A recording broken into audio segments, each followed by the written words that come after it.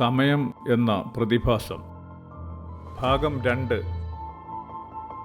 സൂര്യന് ചുറ്റുമായി ഭൂമിയും ഭൂമിക്ക് ചുറ്റുമായി ചന്ദ്രൻ്റെയും ക്രമീകൃതമായ ഭ്രമണം സംഭവിക്കുകയും 3 ജ്യോതിർരൂപങ്ങളും നേർരേഖയിലെത്തുകയും ഭൂമിയുടെ ജൈവാനുകൂല വിശേഷങ്ങളും ചാന്ദ്രധൂളിയുമായി സംഗമിക്കുകയും ജീവന്റെ ഉത്ഭവം സംഭവിക്കുകയും ചെയ്തു എന്നതിനാൽ ജനിച്ചു വളർന്ന് പൂർത്തീകരിച്ച മനുഷ്യൻ മരണാനന്തരം ചന്ദ്രനിൽ ജീവനായി എത്തിനിൽക്കുന്നതിന് യോഗ്യതപ്പെട്ടതാകുന്നു എന്ന് മനസ്സിലാക്കാം.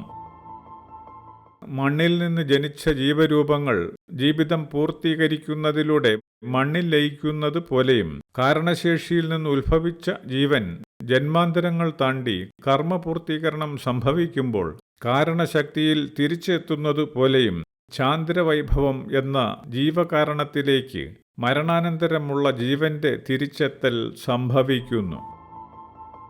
നിലനിൽപ്പുകളെല്ലാം കാലത്തിന് അധീനവും കാലം എന്നതായി നാം മനുഷ്യർക്ക് അനുഭവപ്പെടുന്ന പ്രാപഞ്ചികമായ പ്രവർത്തനങ്ങൾ ചാക്രികമായി സംഭവിക്കുന്ന വിധത്തിലും ആയതുകൊണ്ട് സൂക്ഷ്മശേഷിയായി ആരംഭിച്ചിടത്ത് തിരിച്ചെത്തേണ്ടുന്ന ജീവൻ മരണാനന്തരം ചന്ദ്രമണ്ഡലത്തിൽ എത്തിപ്പെടാതെ വരുന്നില്ല.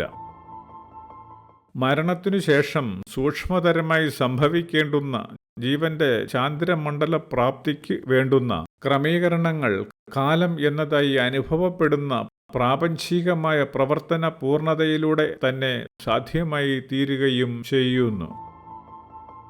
മരണം എന്നതായി ജീവൻ ശരീരം വിട്ടാൽ തന്നെ ഓരോ കോശത്തിലും നിലകൊള്ളുന്ന ഊർജം ശരീരത്തിന്റെ അഴുകൽ എന്ന അണുവിഘടനത്തിലൂടെ ജീവൻ എന്ന സൂക്ഷ്മമായി നിലകൊള്ളുന്ന കേന്ദ്രീകൃതമായ യോഗ്യതയിലേക്ക് വന്ന് ഒന്നായി ചേരേണ്ടതുമാവുന്നു.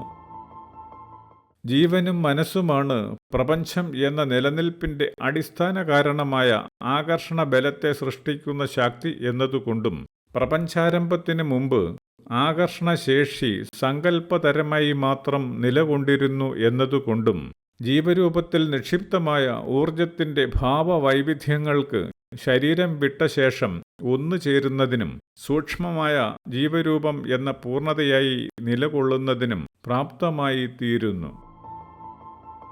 മരണത്തിലൂടെ ശാരീരികമായി അഥവാ പ്രവർത്തനതരമായി മുക്തമാവുന്ന ജീവൻ കുറേ ദിവസങ്ങൾ കൊണ്ടോ കുറേ കാലമെടുത്തോ ശരീരമായി നിലകൊണ്ടിരുന്ന അണുരൂപങ്ങളുടെ വിഘടനത്തിനൊത്ത് സ്വതന്ത്രമാവുന്ന ഊർജത്തിന്റെ ഭാവവൈവിധ്യങ്ങൾ സംഗമിച്ച് സൂക്ഷ്മജീവൻ എന്ന പൂർണ്ണതയുള്ള നിലനിൽപ്പ് ആയിത്തീരുന്നു.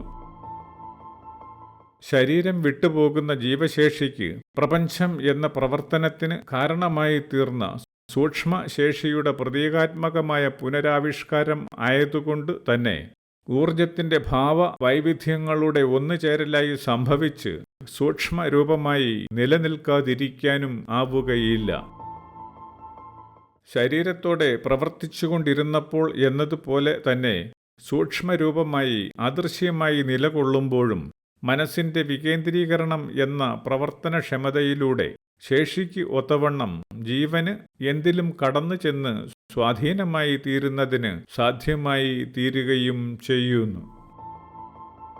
സ്വഭാവ മഹിമ കൊണ്ടും പ്രവർത്തനശേഷി കൊണ്ടും അനുഭവ ഗുണം കൊണ്ടും മറ്റും ഒരു ജീവന് തുല്യമായി മറ്റൊരു ജീവൻ ജനിക്കുന്നതിനോ പ്രവർത്തിക്കുന്നതിനോ സാധാരണഗതിയിൽ സാധ്യമല്ലാത്തതുകൊണ്ട് തന്നെ മരണാനന്തരം ശരീരത്തിൽ നിന്ന് സൂക്ഷ്മാംശങ്ങളായി വേർപെട്ടു പോകുന്ന പ്രവർത്തനോർജത്തിന് സൂക്ഷ്മമായി നിലകൊള്ളുന്ന കേന്ദ്രജീവനിൽ എത്തി സംഗമിച്ച് നിലകൊള്ളേണ്ടതായി വരുന്നു. പ്രപഞ്ചത്തിൽ ഒരു ജീവന് യോഗ്യമായിട്ടുള്ള ഒരു സ്ഥാനം അതിനു മാത്രം സ്വന്തവുമാകുന്നു. ഗുണവൈവിധ്യങ്ങളിൽ നിറഞ്ഞിരിക്കുന്ന സൂക്ഷ്മതരമായ വൈവിധ്യങ്ങൾ കാരണമായി ഒരു ജീവന്റേതുപോലാവാൻ മറ്റൊരു ജീവന് സാധ്യമാവാതിരിക്കുകയും ചെയ്യുന്നു. ഭൂമിയിൽ ജീവിച്ചിരിക്കുന്ന ഓരോ വ്യക്തിക്കും ഓരോ ജീവിക്കും അത് നിലകൊള്ളുന്ന അത്രയും പ്രതലവും അന്തരീക്ഷവും സ്വന്തമായിരിക്കുകയും മറ്റൊന്നിന് സ്വായത്തമാക്കാൻ സാധിക്കാതിരിക്കുകയും എന്നതുപോലെ പ്രവൃത്തിയും അനുഭവങ്ങളുമായി ആർജിച്ച ഗുണത്തിലൂടെ സൗരയൂഥത്തിന്റെ എവിടെയെങ്കിലും ഒക്കെയായി ജീവൻ സ്വതന്ത്രമായി നിലകൊള്ളുന്നു എന്ന് വരുന്നു. സൗരയൂഥമാകട്ടെ ഇപ്രകാരം കണക്ക് പറയാൻ കഴിയാത്തതുപോലെ അനവധി സൂക്ഷ്മജീവനുകളെ കൊണ്ട് നിറഞ്ഞ് സങ്കല്പ നിക്ഷിപ്താവസ്ഥയായി നിലകൊള്ളുകയും ചെയ്യുന്നു.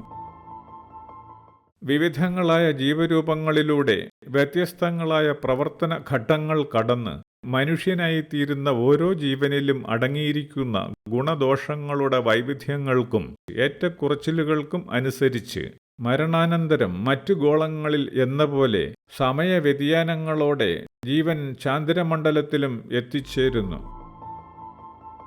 പ്രവർത്തനഫലവും അനുഭവങ്ങളുമായി സംഭവിക്കുന്ന സൂക്ഷ്മ വിശേഷങ്ങൾ എല്ലാം ഉൾക്കൊണ്ട് ചാന്ദ്രമണ്ഡലത്തിൽ എത്തിച്ചേരുന്ന മനുഷ്യജീവൻ പുനർജനിക്കുന്നതിന് യോഗ്യത നേടുന്നതായി വരുന്നു.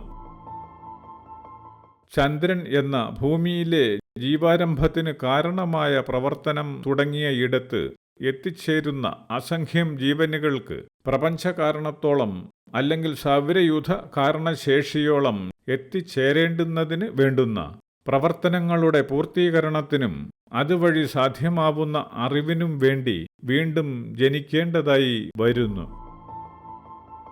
ഇത്തരത്തിൽ സൂര്യനും ഭൂമിയും ചന്ദ്രനും പിന്നെ മുഴുവനായ സൗരയൂഥം എന്നതുമായി പ്രവർത്തിച്ച് നിലകൊള്ളുന്ന പ്രാപഞ്ചികമായ വൈഭവത്തിലൂടെ ചാന്ദ്രമണ്ഡലത്തിൽ എത്തുന്ന ഓരോ ജീവനും പുനർജന്മം എന്ന അനുഭവം ഉണ്ടാവുകയും ചെയ്യുന്നു.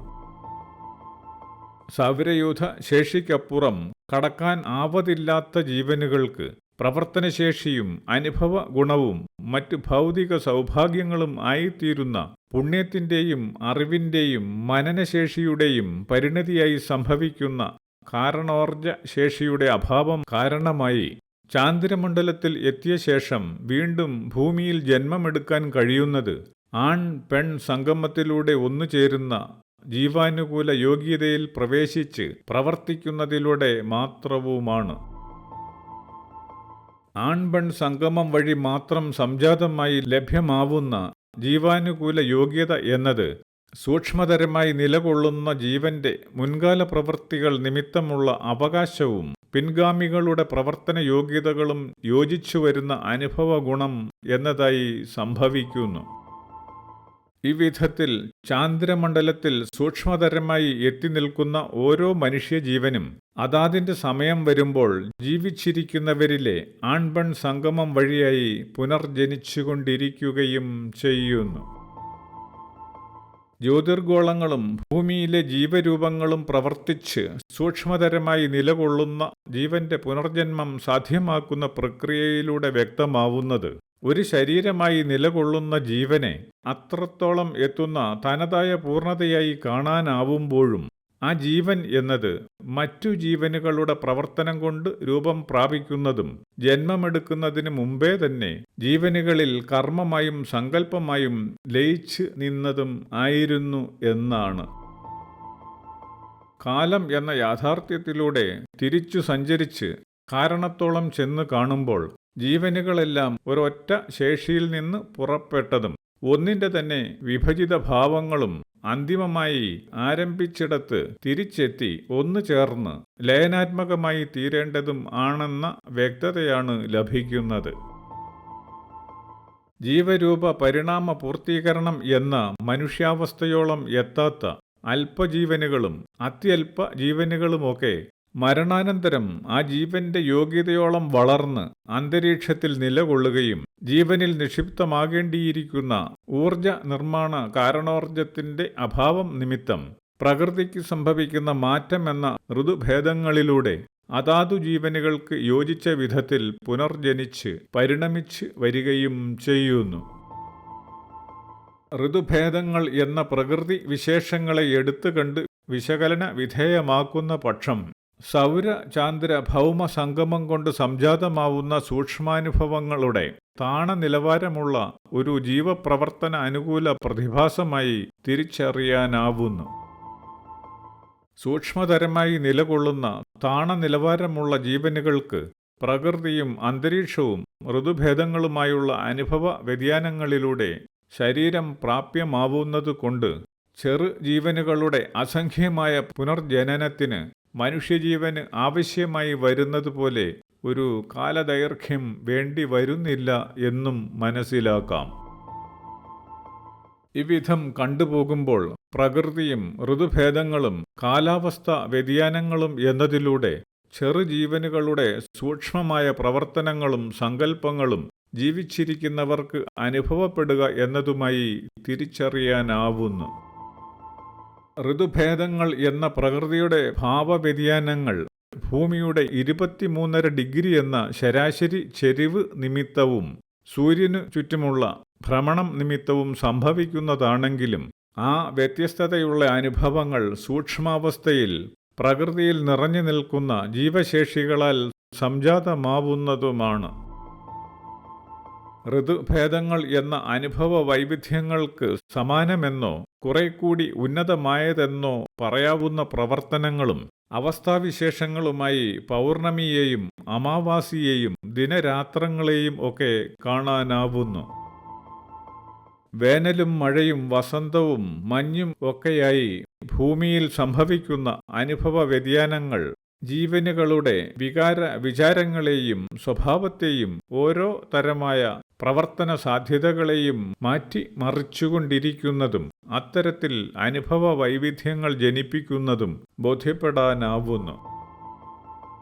ഇത്തരം അനുഭവ വൈവിധ്യങ്ങളാവുന്ന സങ്കല്പ വൈവിധ്യങ്ങൾ എന്ന കാലാവസ്ഥാ വ്യതിയാനത്തിലൂടെ അനുകൂല കാലത്ത് പ്രകൃതിയിൽ നിലകൊള്ളുന്ന സൂക്ഷ്മമായ ജീവശേഷികൾ ഭൂമിയിലെ പുനർനിർമ്മാണ മാധ്യമമായ പുഷ്പങ്ങളിൽ സംഭവിക്കുന്ന പരാഗണത്തെയും ജന്തുക്കളുടെ ലൈംഗിക പ്രവർത്തനങ്ങളിലൂടെ സാധ്യമാവുന്ന ജൈവാനുകൂല യോഗ്യതകളെയും ഉപയോഗപ്പെടുത്തി പുനർജന്മത്തിന് പ്രാപ്തമായി വരുന്നു. ജീവനുകൾ ഇപ്രകാരം ജനിച്ചു വരുന്നതിൽ നിന്ന് വ്യക്തമാവുക ഒരു ജീവപ്രവർത്തനം എന്നത് മറ്റ് ജീവനുകളുടെയും സംഗമഗുണം ആകുന്നു എന്നാണ്.